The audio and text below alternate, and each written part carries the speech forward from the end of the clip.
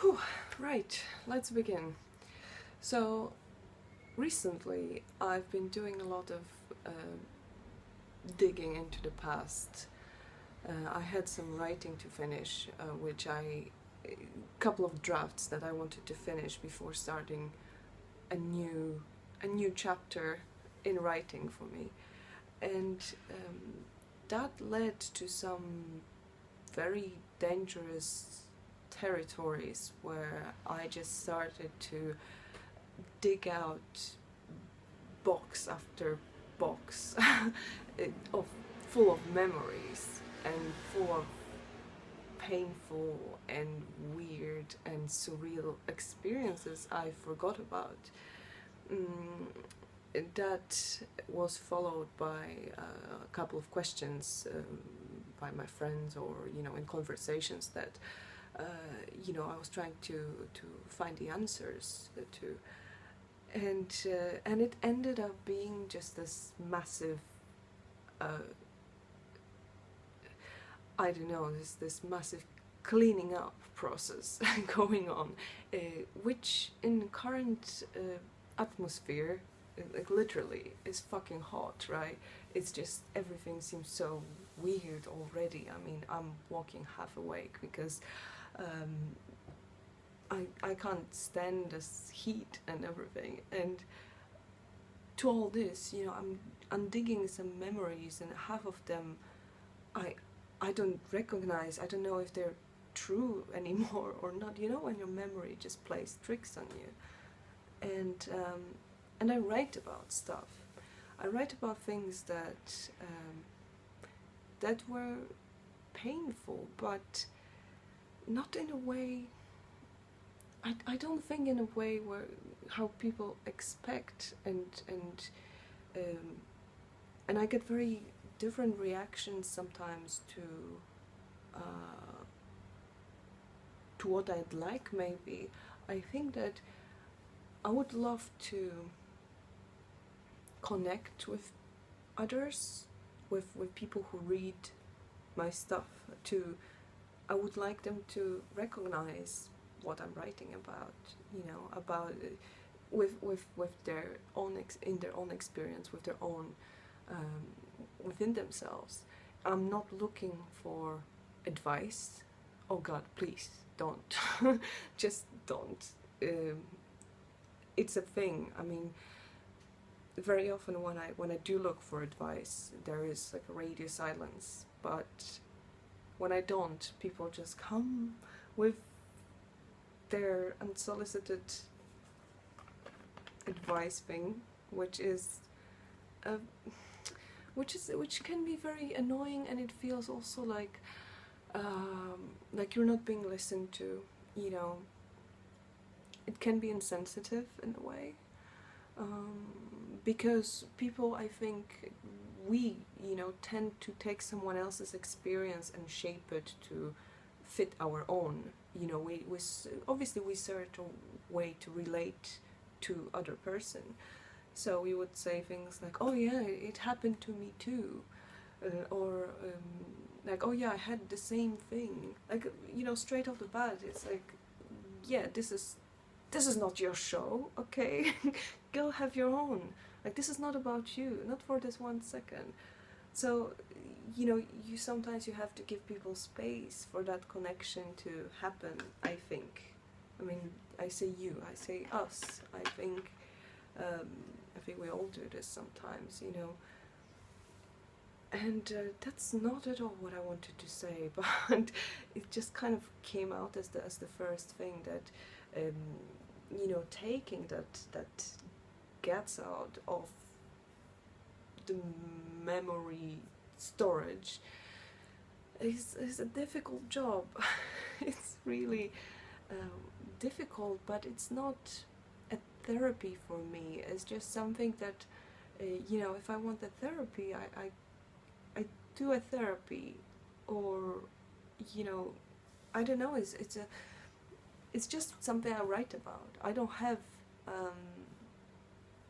a problem with these things.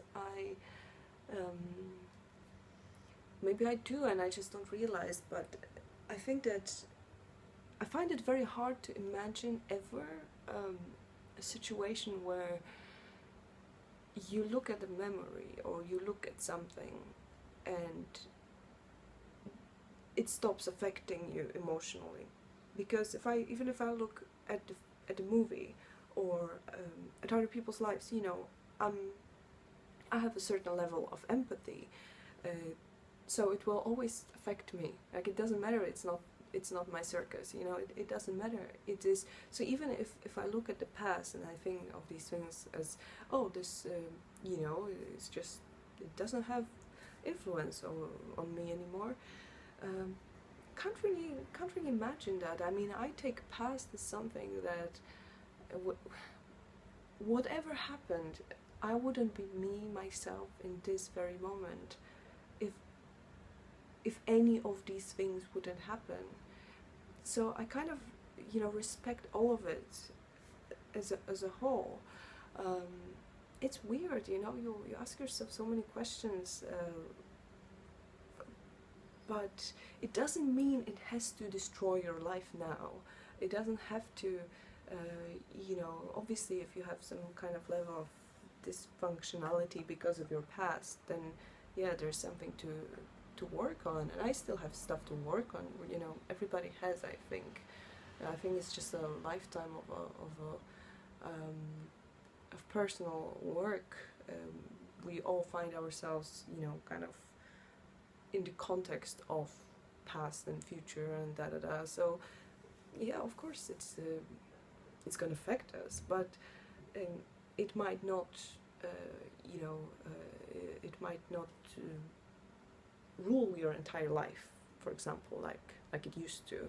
Like with my life, there were certain patterns that I had to go through and had to understand to break them, and now I have some other patterns I'm working on, and you know, I think it's I don't really think there is before and after. You know, I find it really hard to imagine. I think it's just a constant work and revisiting the same things. And the reason I, you know, kind of relearning certain lessons, and something I wanted to say and I forgot. Yes, the reason why I'm writing about it, because it's something I know, you know, it's something that is the closest to me, and I think there are stories hidden. You know, this is my story of my life, and this is what I know best. So, because I have to write, I just take the first thing I know about. So, you know, I kind of started with some fairly well, with the first story of my adult life. You know, as a 18-year-old girl, when I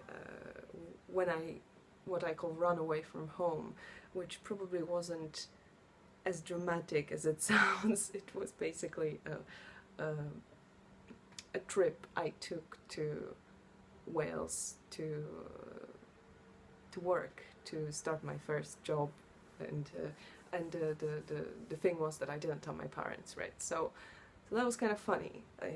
It was funny because my parents were rather strict, although, you know, at the time I wouldn't say they were actually strict.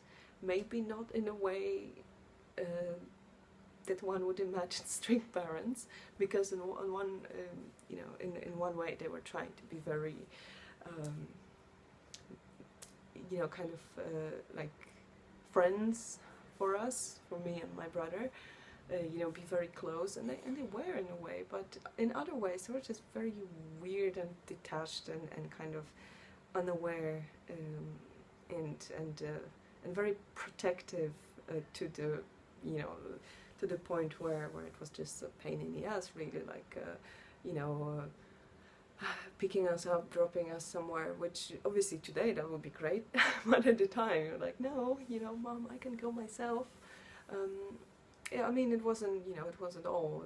There were certain strict rules, and they always had to know every detail where we are, um, to the point, because then, basically in my life there were like two parts: the very idealized part of early childhood, and then there was literally one night that kind of changed everything to like a downward spiral towards hell, and that's when I found myself being very angry and very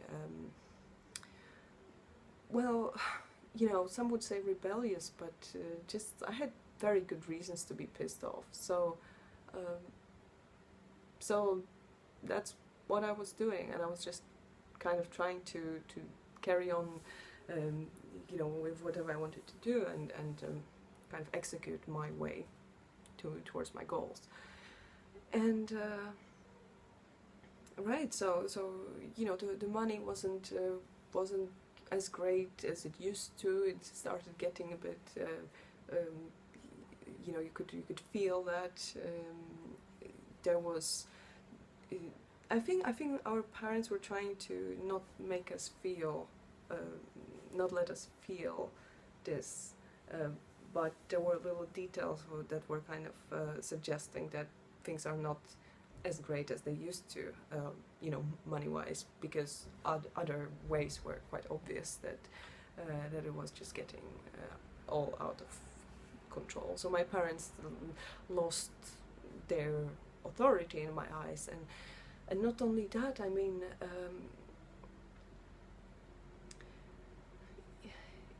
they lost authority, but also that was a very difficult period on its own, because I was a teenager, so that's like the worst.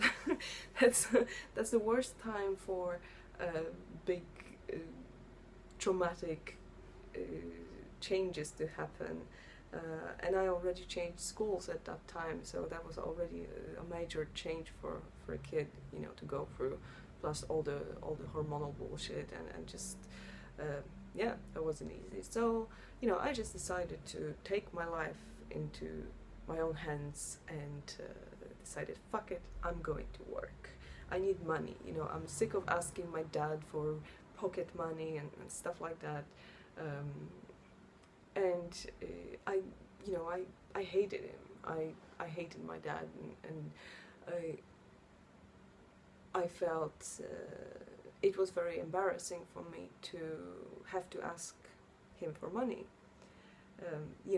Just anything, so I can go out with my friends or whatever, to cinema or have a coffee. So I know it doesn't sound like, wow, this is like the worst problem I ever had.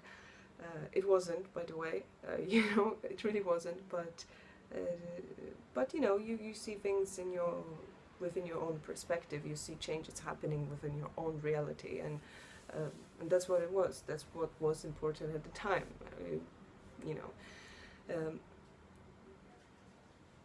So I decided, okay, I'm going to work. What am I going to do? I was just 17, and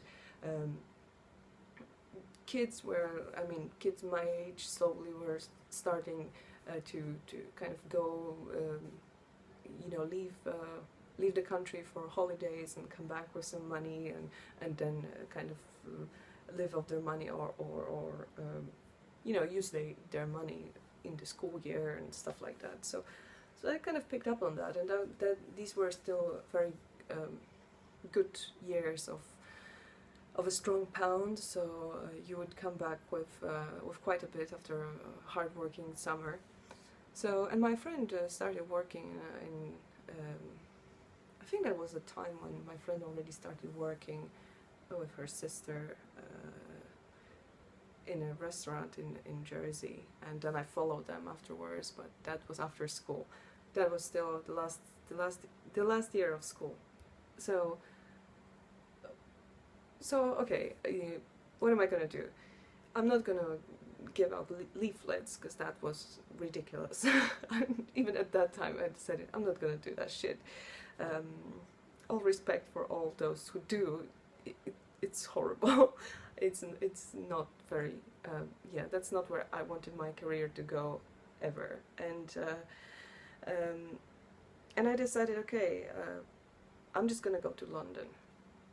Cool, right? Why not?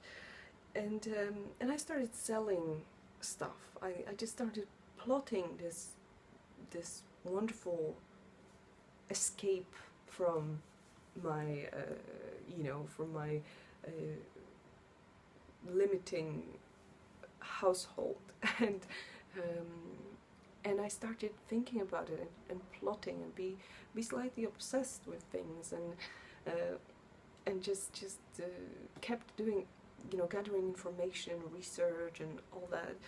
And I started selling my stuff basically on like eBay kind of thing, and everything that I thought could have any value, like first thing that went actually were all the like little things you get for first communion or baptism, where you have like little Jesuses from silver or gold, and so yeah, I got a few of them. So thank you, Jesus.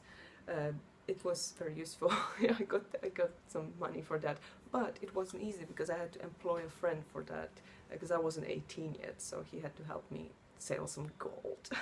So that's what I did, and some books, some Metallica shirts. People liked this stuff, and I don't know what else I sold that was of any value, but I was just kind of saving money, and my trips to post office with all these packages finally paid off, and I could buy, I suppose that was a one-way ticket to London. And I thought, great, okay, so now we got a ticket to London. And now what? I don't know anyone there. I don't really know if I'm going to find a job. I have a little bit of money, but I'm not going to survive long for that money. I still was kind of haunted by visions of people, the stories when people just take your passport and make you work in some camps. I don't know. It was just some weird, weird shit like that. And I decided, okay, what am I gonna do? I'm going to search for a job from my country, just directly from my country. And so now when you think about it, what are the chances you will find a job? You'll find a job remotely, not being in the country. I can think of many things that can go wrong, but I thought, okay, I better start looking. So I started looking, and very quickly, actually, I found an ad for a general assistant. That sounded general enough for me. So I applied and I exchanged some emails, and they said, okay, fine, we are actually looking for someone to replace our previous assistant, and all we need to do is to have one call with you and talk over the phone and see if you speak English. Great. And I never, I don't think I ever spoke with an English native speaker at the time, and it's a bit different than learning English for like 15 years or something. 15 was it? Yeah, almost something like that. I was just, I learned English since I was learning English since I was a kid, so they called me, and I could only understand like a third of what they were saying because of the connection and because of the accent and because of nerves, and somehow they said, okay, yeah, you speak English. And there was one more thing, they said, okay, so this is the hotel, they were basically looking for someone to work as a general assistant in their hotel for people with learning disabilities. And I thought, okay, I'd never worked ever in my life already. That was my first job ever. And they asked, do you know what learning disabilities are? And I thought, just quick Google, and yes, of course, I know. I'm totally aware of what learning disabilities are. Um, so I said, yeah, okay, no problem. And the truth was that I wasn't that, comfortable ever with any disabilities. It wasn't very easy for me. I wasn't like a natural born nurse or anything like that. I would rather let someone else do it because I wouldn't know what to do, and I wouldn't know how to help, or what's appropriate, and so I would rather walk away from uncomfortable situations. That's a I'm ashamed to say that, but at the time, that's kind of where I was with this. So so what happened next? So the whole point of it was that the whole running away part was the fact that I didn't tell my parents. I mean, my dad was I think out of the picture at that point. He was just living in some never land of his own mind, so we weren't really communicating much anyway, and my mom was probably just, I consciously didn't want to tell them, but my mom was also kind of preoccupied with all this, and why I didn't want to say anything, because it's quite obvious. They wouldn't let me, first of all. Technically, I was still 17, so they could legally not let me, but also all the bullshit that would really go with it.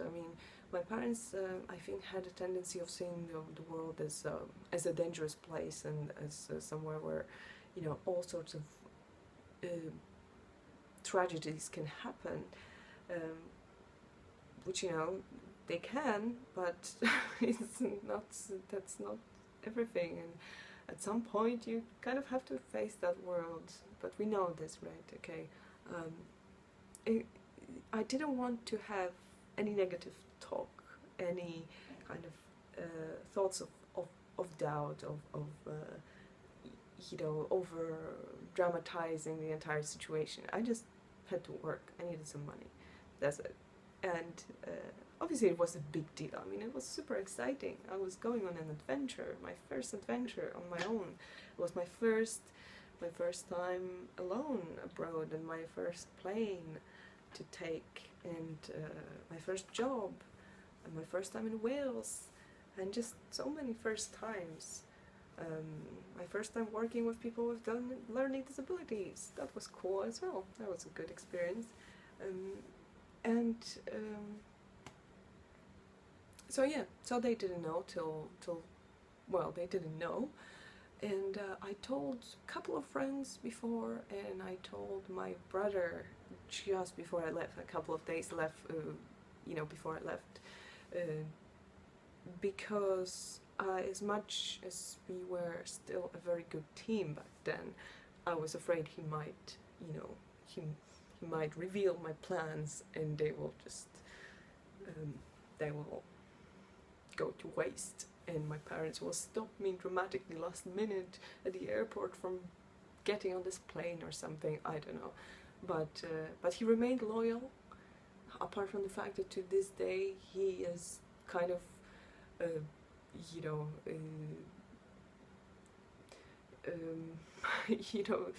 holding it against me that he remained loyal, and I left, and that's why all the terrible things happened after that, because I left the country this first time. So yeah, but there was also one, kind of I forgot the most important part. What happened, they basically got me the job. They gave me the job, but it was in Wales. So my ticket to London, all it meant was that I had to take the train from London to Llandudno, and it was a little tight. The schedule was tight, with the plane, with the bus, with the train. Everything was late. Anyway, but I guess I'll talk about it next time, because I'm afraid my ramble gets a bit entangled, and I wrote about it, so you can read on my blog. You can already read part 1 and part 2. So of my dramatic escape from the country that led to all sorts of dangerous and exciting adventures afterwards.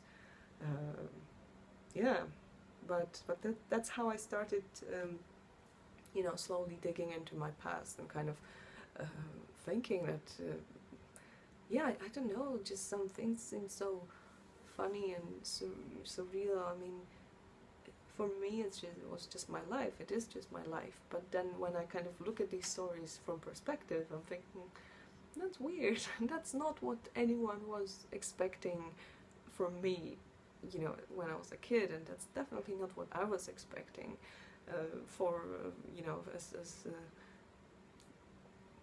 one thing. I was definitely expecting to have my life sorted out by the age of 25.